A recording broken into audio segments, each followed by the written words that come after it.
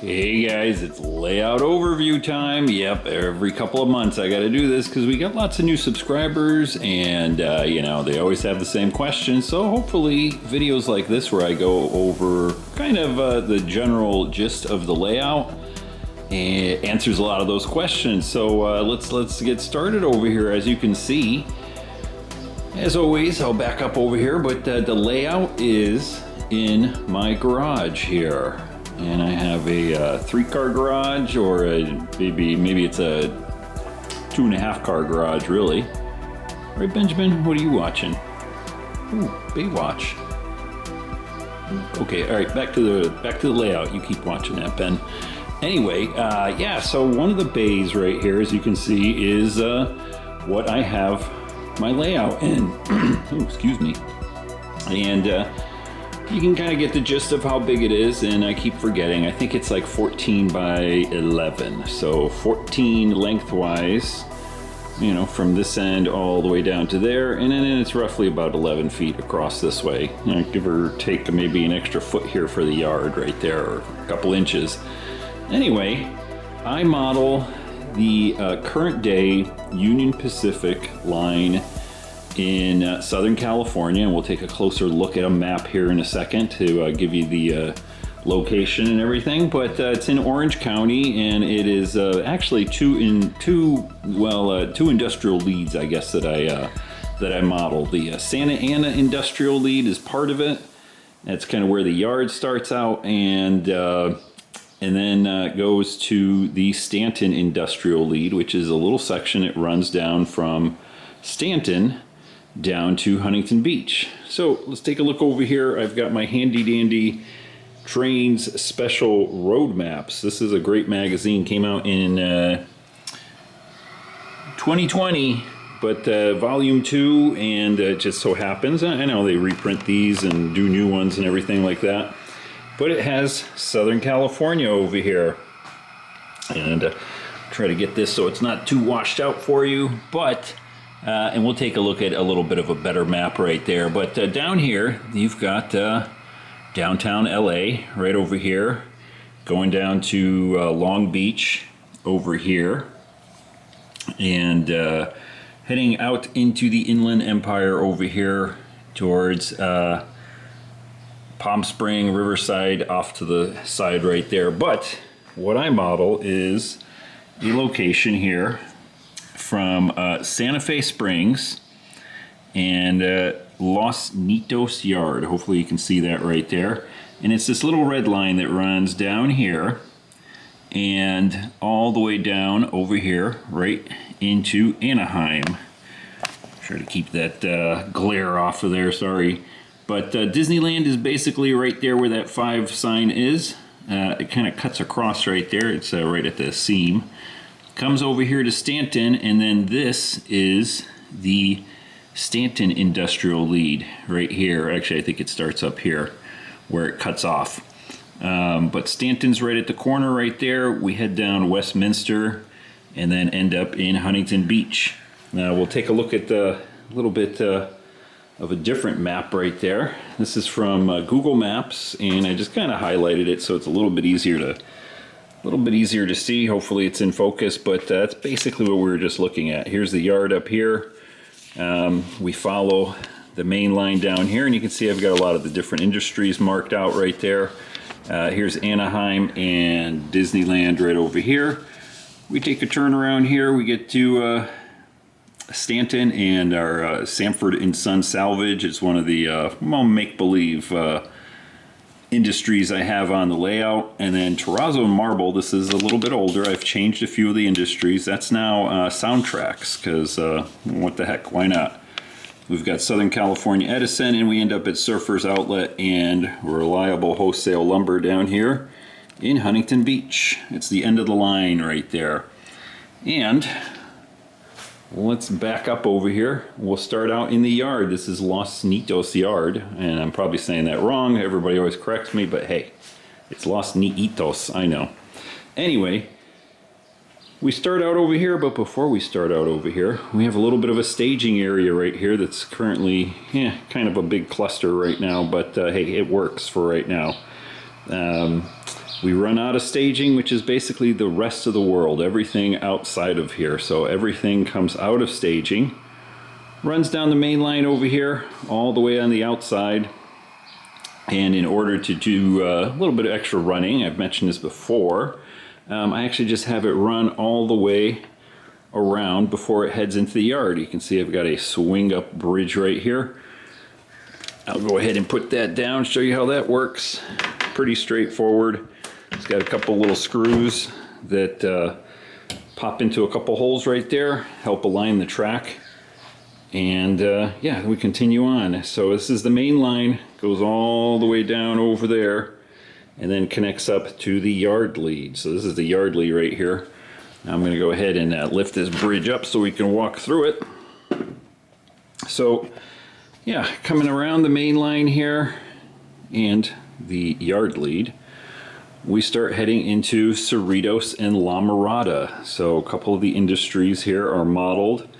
And on the map, if I come back here again, those are the ones that are up here, out of the yard, and then down here to our first set of industries. And you got we got a couple, like I said, a few older ones on here. There's United Polymer, Southern Wine and Spirits, Royal Plywood, Shasta Beverage, and Liberty Vegetable Oil I don't have on there right now. And then I've also added in a couple of extra industries that I guess would make this layout a proto-freelance. So it's based on real world line, but you know, due to space constraints and you know, all those little things that come into play when you're making a layout, like you know, we only got limited amount of space and we're gonna make best use of it. I have Titan Transfer here, which is a real industry, but it's actually not on this line. It's elsewhere, kind of near Torrance, Compton area. But it's kind of in the opposite direction of what we're modeling here, or I'm modeling. But hey, I wanted someplace that got tank cars, and that filled the bill right here. We've got United Polymers back there against the wall. And again, if we're following our sort of imaginary train coming out of staging, it actually runs through here all the way around. Don't mind this, we're doing a little bit of construction right here. And it goes behind that building all the way back out here. And sorry for the swinging around. And then finally ends up in the yard over there. But if, I'll back up a little bit over here, if we kind of follow our map again, and we start out in the yard. Once a train has come into the yard here, Los Niitos yard, we get some classification work done over here. The real yard is, I don't know if they do a lot of classification in the actual yard.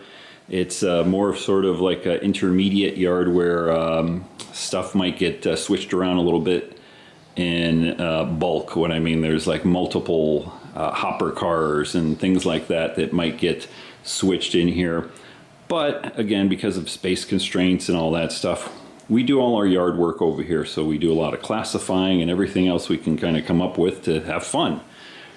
Anyway, and then we take like one of our locals, like this guy. I've got a couple of different locomotives that I run as locals. They go up across the bridge and out of the yard and start heading into all of our industries here. And again, this is the first ones we come to on either side. La Mirada and Cerritos is what I'm kind of calling this. And again, it's proto-freelance. It's a sort of representative of the actual area. And we've got our little wooded area here that I call. And because of space constraints again, I kind of used a little bit of imagination here. So everything along the backboard, or the background there, are industries. Like I made Athearn right here, and our Southern Wine and Spirits over here. They're in that general area, but the stuff that's down over here, like Titan Transfer over there that gets tank cars, our Reliable Lumber right here, and Shasta Beverage, which currently is in flux right now. It doesn't even have a sign or anything. Those kind of represent a location far away from what's on that side over there. As far as size-wise, generally using about 2 feet right here. I had to extend it just a little bit right here for the runaround down here. But what I'm kind of getting at is that the industries that are serviced down here along the fascia, imagine if you had an island that came off through the woods and off into the distance it went, right? And that represented several miles. Well, just because of space and stuff, I kind of took that island and squished it down this way and squished it down this way. And so, trains running over here and switching out, say, Royal Plywood, even though the parking lot actually connects over to there and is right there next to the other main line over there, all of this stuff is generally kind of like miles and miles away from that stuff, if that kind of makes sense. And to kind of help that along, I made this sort of little wooded area where the train comes off of the main line there and down into the inside or interior right here. But this little section of track, which is like, I don't know, whatever, 2-3 feet right here, that represents, there's a bug up flying around my eyeball, of course, in the garage. This kind of represents, you know, several miles from there to here, if that kind of makes sense right there. Anyway, La Mirada, Cerritos, we cross the street, we're now in Anaheim over here, and we end up with a little bit of scenic area right here, my little Anaheim Hills Saddle Club. That is a real place, but sort of, again, not correctly located here in sense with all the other industries. And then we've got our Sanford and Son scrapyard. Again, freelanced here a little bit, but you know, Southern California, Sanford and Son, that's where they were. So I had originally a sort of scrapyard idea over here, and at one point I kind of abandoned it, so there was really nothing over here. And then I decided, what the heck, you know, because I was going all for sort of the prototypical layout. But again, as the more I built out the layout, the more I kind of modified it a little bit. And so, like I said, I try to keep it at least true to the spirit of the prototype, but we have to make some concessions and have a little bit of fun too. So I reimagined this scrapyard area, and it's still in flux. Everything's still in flux on the layout and in progress kind of thing. And I figured I'd make it, what the heck, Sanford and Sons scrapyard right there, salvage. And then this little area, I've talked about this before, but you can see kind of the difference here. We've got the lovely Anaheim Hills Saddle Club with all their hoity-toity Orange County guys and gals riding their lovely little horses over here in their manicured sidewalk, lawn, and everything. And right across the street, we have a salvage slash scrapyard with barbed wire fencing and graffiti and everything else like that.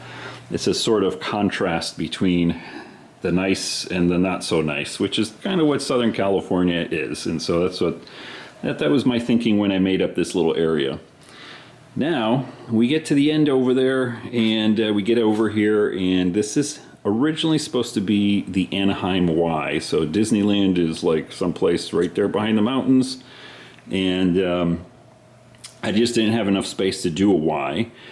So it's my pseudo West Anaheim yard, where in the real world they do stage a few locomotives and stuff like that in that location. That's why I have my GP15 over here with Mr. Torres sitting there up front. He runs all of the locals all the way down, heading down the Stanton Industrial Lead all the way down to Huntington Beach. And again, stuff is a little bit compressed here, but you could picture that from right there to right there is like several miles again. Right? We gotta make these concessions here. This is our industry that is Southern California Edison. Again, another real world industry there that we saw on the map, and they are the local power company here in Southern California. They make transformers in this real world facility, and that's why I have this transformer right here, and you know, all sorts of other good stuff right here. that they would be doing. And it's one of my complicated industries is because it's an actual switchback.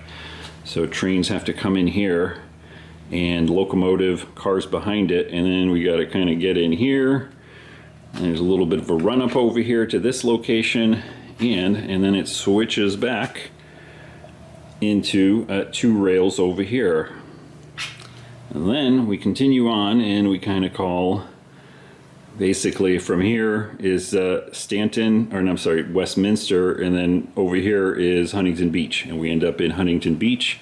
We've got our final industry in the real world is, what is it, reliable lumber, and a couple of fictitious industries back here again. Jack's Surfboards, the building that Jack's Surfboards is a real place down in Huntington Beach. The building they're in currently in the real world used to be rail serviced. They currently aren't, but hey, the whole idea here was to kind of represent Southern California. So I figured, what the heck, we'll make believe like Jack's Surfboards, or otherwise known as Surfers Outlet in the real world.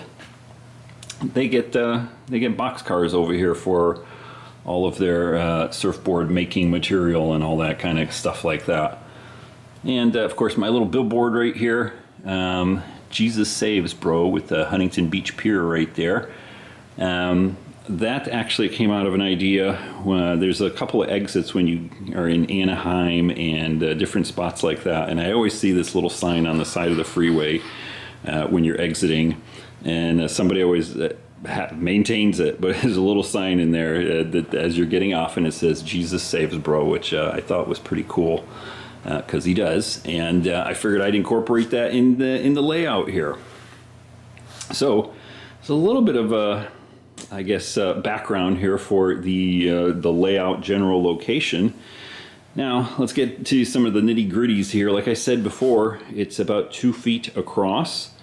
I don't know how tall it is. I'd have to measure it. Sorry guys, but I think I mentioned it before. It's about 2 inches above belly button for your standard guy that's 5'9", which is me. So you can kind of figure that out. And the bench work is just a mishmash of all sorts of different things, but basically just what do you call it, a grid with the 1-inch foam board, which you can't really see because it's all covered up and everything, but directly on plywood, and then the 1-inch foam board on here. The track has no, what do you call it, underlayment under the track. So the track is laid directly onto the foam board. Yeah, it's foam board. You know, the kind of construction stuff you get at, you know, Lowe's or Home Depot, that sort of stuff like that. I think it looks a little bit more realistic instead of having the track, you know, raised up with like the cork road bed. That's what word I was thinking about. I'm trying to search for there, but if you look at Google Street View and you look at the location, this is an old Southern Pacific line, and you know, it's maintained, but it's not the prettiest thing. And a lot of times the track is almost buried in some locations. You can't even see the ties in you know, a couple spots because it's just settled down and everything like that. And I think so what I did was did not use a cork road bed for any of the track. The track is all code 100 Atlas Flex track. The turnouts are all Pico small Electrofrog turnouts. I think I got one medium over on the other side near the tanker facility, whatever you want to call it, Titan transfer. But for the most part, they're all small Pico Electrofrog turnouts. I find they work pretty good. I like the sort of spring action to them, right? Easy to switch out. None of the turnouts are powered except for one, and that's the yard lead, and that one's screwed up. So in the real world, what happens is the local with a couple trains, say, coming down here to go drop off cars at the lumber facility down here in Huntington Beach, the actual real world guys would have to stop, get off the train, the conductor gets off, all the throws are manually thrown. And so what I do is I have little El Cheapo padlocks like this on little, whatever you call them, eye bolts like that, just hanging down there. And those are all along the fascia here, and they correspond to either a turnout, like for instance these two right here correspond to those two turnouts. So in the real world, locomotive coming down here would have to stop, conductor gets off, he goes over here, he has to unlock the turnout and then flip it. So that's for simulating that. I get a lot of questions on the locks all around here, but that's what they're for. Also, some of them kind of do dual purpose. They actually correspond to derailers also. And what I use for signifying derailers are these little connectors like that, just bent over. You get a box of different colored ones. I use yellow for derailers. You can see I've got a little brake right there with a toothpick stuck into it because there's a little bit of slope right there. And then I use blue ones for blue flags. And again, some of these actually correspond to the derailers back there too, because again, in the real world, conductor's got to get off there and unlock that before he can remove it. So let's see what else I can talk about here. The backdrop right here, or the background, is I'm guessing about 12 to 14 inches, something like that. I know, it's built so long ago I don't even remember, but yeah, it's about 12 to 14 inches. I kind of kept it low because, you know, some people say, oh, you should have it higher up like that. But I like to sit over here and I like to watch my TV, and I didn't want to have it, you know, high up like that. I like to see the TV. And then also, when I'm in the yard over here, working here, I want to be able to kind of look into the layout right there, especially since I run my my haulers out of staging and kind of around like that. I wanted to be able to watch it as I'm sitting here at the yard location, right? The top of the shelving, I guess you can call it right there, is just, you know, lumber put together like that. In this little location here, you can see we've got the yard on one side and we've got Huntington Beach on the other side. So I had to put in a couple little wooden sort of holds right there, and they actually hold up the backboard right there. And then I have LED light strips that you can get from Amazon underneath, and that's what illuminates the backboard. I think it makes for sort of a nice look. Especially when you're doing videos and stuff like that. Definitely adds a little bit of light. And in most locations, what I do is I have two light strips. So one of them is on the background right here. You can see how far my finger goes up. This is about, well, I don't know, 2 inches or so like that. And I have one light strip that's right over here, shining at the backboard. And then I have another one at the very top shining down on the layout right there, and so that helps illuminate that. And while we're talking about that, if you take a look at the description in the layout, I have an Amazon affiliate link right there, and it goes to my sort of page with all the stuff that I use, like the LED light strips and things like that, and a whole bunch of other stuff for model railroading. So you are welcome to take a look at that and see if you can find anything you might want to purchase there. I get kicked back a few cents or something like that, but doesn't cost you anything extra when you use that link. Anyway, let's see, what else can we talk about over here? I think that's the big picture overview. Got curtains down at the back. I still got to do the flooring over here. This is, again, in my garage here, and I think at one point, you say, what the heck is this tile over here? I think the previous owners had a sort of little mini office enclosed over here. So there's some tile left over there. So I think that's the big picture of the actual layout here. I'm trying to think of like other questions that I normally get. Oh, you know, I had a recent one here in regards to the LED lights. When you buy them, they come with a little remote control like this. You can get different types of LEDs. Some of them are just white, some of them are just, or some of them are multicolor. So like for instance here, if I can figure out where to point this, I can make Huntington Beach all the way down here sort of like a sunset red or whatever like that. I forgot where the sensor is, so I'm pointing it, and I don't know where it is because I never use it. I always just leave them white like that. As far as the backgrounds also, they're all just printed out. The mountains over here and the mountains all along the background there are just regular inkjet printed out pictures of the mountains off that I see off of my backyard. Kind of printed them out, did a little Photoshop to them, and taped them together and then stuck them onto the back here. And I'm constantly kind of fixing them because some of them are just taped up. Some of them are kind of glued down to the actual background. So I'm trying to kind of, as I go, again, there's always something to do on a model railroad. That's just another to-do, is just to continue getting these all stuck up in the background. The buildings, I get a lot of questions on the buildings too. These are from Google Street View, all of the different buildings right here. As a matter of fact, all of these, you can see they kind of look the same as these over here. They are from Google Street View, so if you go to Google Maps, look at the street view, there's an apartment complex right around Huntington Beach someplace over there that has a real good view of the actual buildings from the Google Street View. I take a screenshot of that.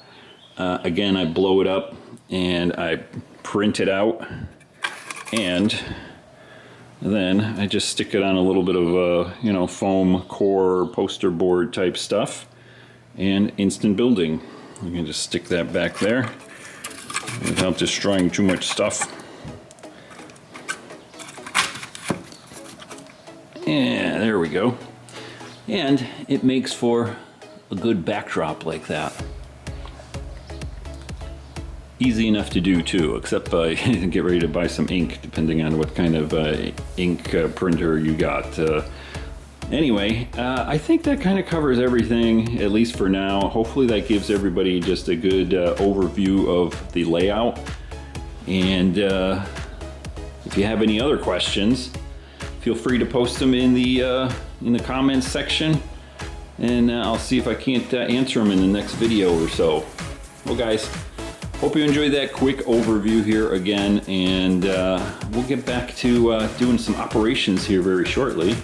You can see I've got the empty yard, but I am putting together a train over here in staging that will be running out, and then we'll be doing some more local switching down here on the layout. Guys, don't forget to hit the thumbs up button, and I'll see you in the next video.